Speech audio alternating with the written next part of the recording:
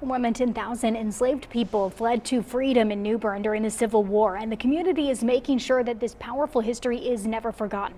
In this week's Focus on Black History Month, Stephen Glover is live outside the circa 1850 slave quarters in James City now with those details. Stephen?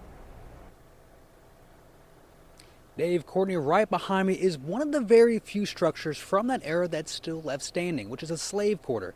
The James City Historical Society is saying that they're trying to keep the black history alive by telling it to the next generation of people.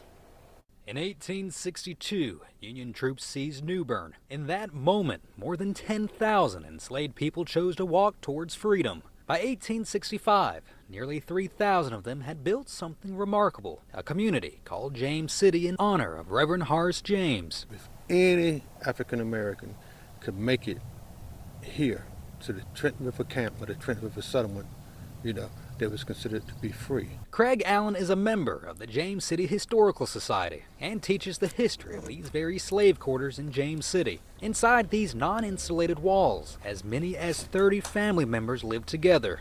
This quarter was considered luxury because house servants stayed here who lived in them. This rich history is personal for Allen. He's made it his mission to tell it. It's just nice to be able to tell the story and share the story. And I get a kick out of it. Just cheers to my body to be able to talk about the history of my hometown.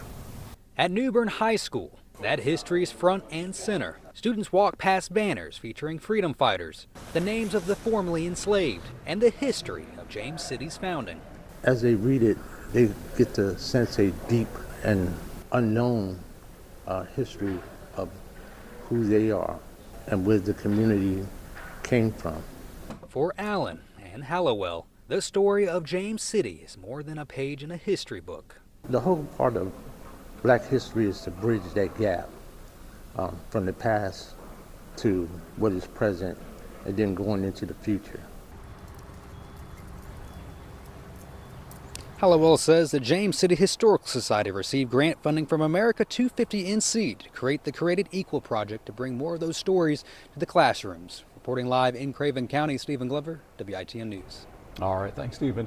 And Holloway says that on April 26th, the Historical Society plans on having a Founders Day banquet at the Flame Restaurant in New Bern to honor the founding fathers of James City.